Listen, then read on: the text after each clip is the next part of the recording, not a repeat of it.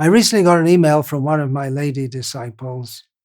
I guess she's in her 40s. She was previously living with her husband in Mumbai, working as a doctor. Now she's with her husband in Vrindavan. And here's the mail she sent, which just shows how strongly feelings are on this side of the female Diksha-Guru issue as they are strong on the other side. I'll read her letter. Respected Guru Maharaj, kindly accept my humble pranam at your divine lotus feet. Recently, I have been hearing a lot on the subject matter of female Diksha Guru from various sources. I have also been hearing your lectures and your views on this matter. Guru Maharaj, after hearing your Varni on this topic, it only fills my heart with deep pain and tears, unable to stop crying. I can see that your understanding on such topics are so clear and to the point. I don't find any reason why not to accept your clear views on this issue by all those who are trying to argue and create controversies. I am unable to fathom why Matajis in our movement have become hell-bent on defying the shastric authorities and also the so sublime and clearest explanation put forth by your good self and others who can foresee the major irreversible damage it will create for the movement of Srila Prabhupada, which will only displease Srila Prabhupada. I can humbly sense not only the pain in you, but the repeated efforts you have been putting across to save everyone from this damage if this FDG law gets approved. Each word you are speaking is simply making me cry to see how you are trying to protect, like a loving father, especially your female disciples. Thank you, Guru Maharaj, for writing books and educating Matajis, and particularly your disciples, on the role of women in our Varnashram society long before these issues cropped up and created havoc. I can only thank the Lord each time whenever I am coming across these topics for blessing me kindly with your grace as my spiritual master. I feel so sheltered under your divine care and instructions, and I have great hope that with your so sublime and genuine instructions, based on Guru, Sadhu, and Shastras, I can never get lost in this crazy world, especially within the present modern-day ISKCON society. Thank you is a very small word to express in respect to what you have done for all the devotees, especially your disciples. I wish someday I can become your disciple in the true sense. I am sure that the majority of my god sisters will be feeling truly blessed, including me, to live the life on the directions given by you in your books and lectures. Life is so simple and sublime for Matajis, as per Shastras. Thank you again and again for showing this path, Guru Maharaj. Otherwise, the modern world is only making life of women so highly complicated with each passing day. I am still unable to fathom why females are unable to accept such a simple truth and basic characteristic of the female body.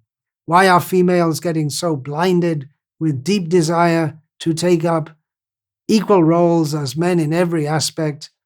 I can see such thoughts are subtly rooted desires for name, fame, prestige, recognition, and gradually the desire of lauding tendency, due to which a jiva is sent in this material world for rectification and purification of his birth. I sincerely pray at the lotus feet of Sri Sri Radha Shyamasundara to kindly bless you with good health and a long life so that you can fulfill the mission and desire of Srila Prabhupada and protect the ISKCON movement. Your lowly servant. And then she gives her name. Now, you may think I'm just reading that to have my praise amplified here and there. It is a fact that many of my female disciples express similar sentiments about being glad that they took my directions and are living their life in Krishna consciousness according to traditional Stri Dharma, traditional values for women. And quite a few have expressed such feelings to me. But I'm reading this out not just to express this, but more to show the divide, because she has written in this letter, I just can't understand why women, and you can extend that to others, don't accept the clear instructions which I say, which, as I humbly like to state, I learned all this from Srila Prabhupada. I never heard of Stri Dharma before I came to Srila Prabhupada. So on this side of the fence, they're saying, well, it's clear. And on the other side of the fence, they're saying, no, it's clear that women should have equal rights and equal engagement and everything like this.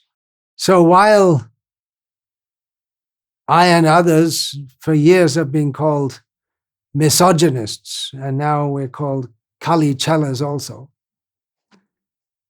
which means a disciple of Kali Yuga, others have a very different outlook. We're reminded of the Bhagavad-gita teaching, Ya Nisha Sarvabhutanam Tasyang Jargati Sangyami Yasyang Jagrati Bhutani Sa Nisha Pashyato Munehe. What is night for all beings is the time of awakening for the self-controlled, and the time of awakening for all beings is night for the introspective sage. So what we're looking at here is that the outlook of most or many devotees in India and of Indian extract is very different to that of Western devotees. One factor is there's a sense of dharma, which is very deeply rooted in every aspect of Indian life, in the followers of Sanatan Dharma, even in this Kali Yuga.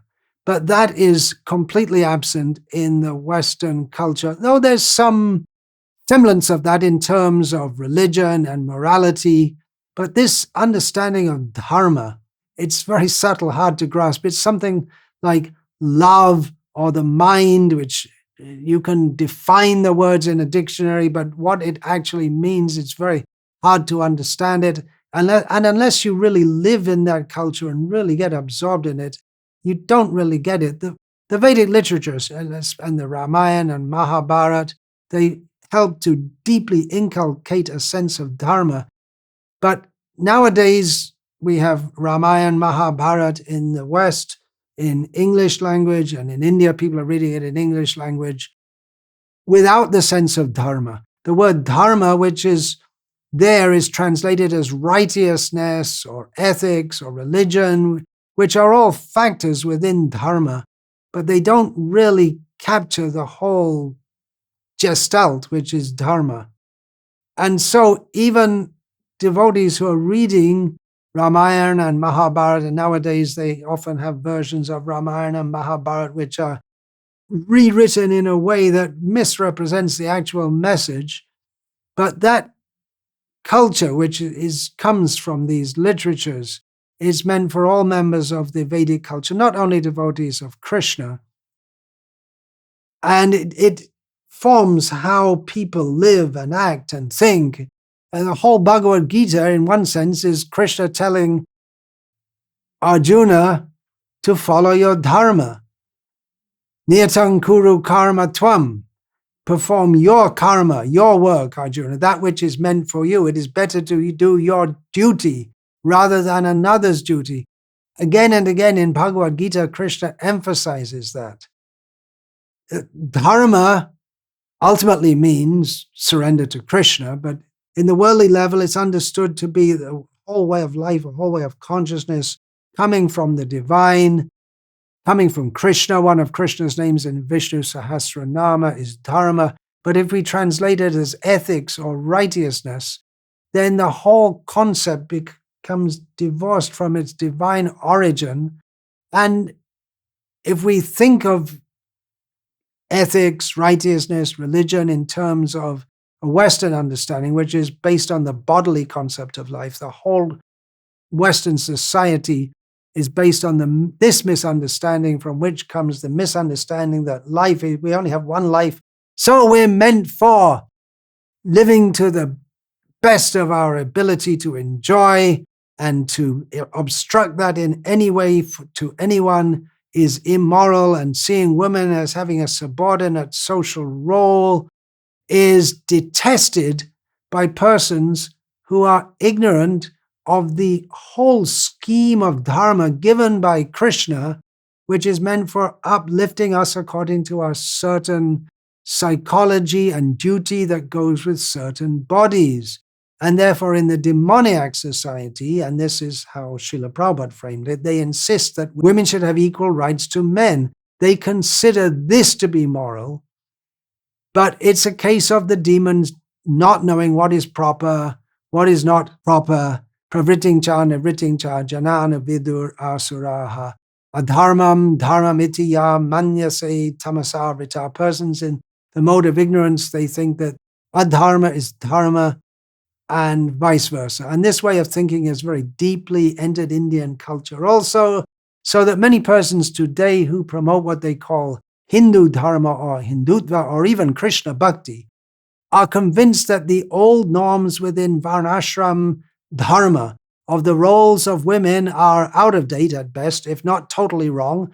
And therefore we see within Bharat, within India, also a huge push for so-called empowerment of women, which basically means giving up all their Stri Dharma, which was previously considered sacred.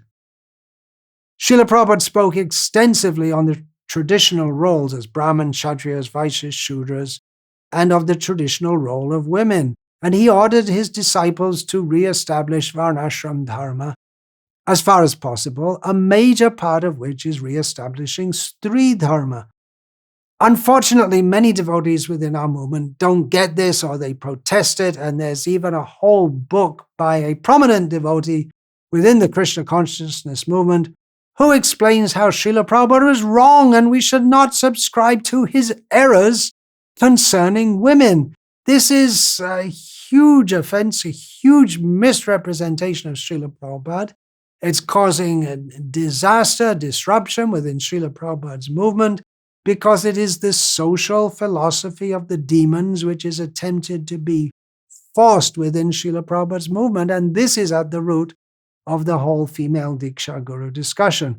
Of course, those who are promoting artificial equality for women, and that's a phrase that Srila Prabhupada used, and which is the language of shastra, those who are promoting this artificial equality, they will strongly oppose what I'm saying. They feel extremely uncomfortable with many of the statements in Srila Prabhupada's books concerning women and other subjects, and they try their best to shut down any of Srila Prabhupada's followers who repeat the statements in his books by banning those devotees' books, banning devotees from speaking in temples. But it's the message of Shastra, and the deep faith in Shastra is absolutely part of the dharmic ethos, and Srila Prabhupada explains it in his introduction to the Sri Isha Upanishad as follows. The divisions of society are Brahmana, Kshatriya, Vaishya, and Shudra. This is the Vedic principle, and we accept it. Vedic principles are accepted as axiomatic truth, for there cannot be any mistake. That is acceptance. In India, if one person tells another, you must do this, the other party may say, what do you mean? Is this a Vedic injunction that I have to follow you without any argument? Vedic injunctions cannot be interpreted.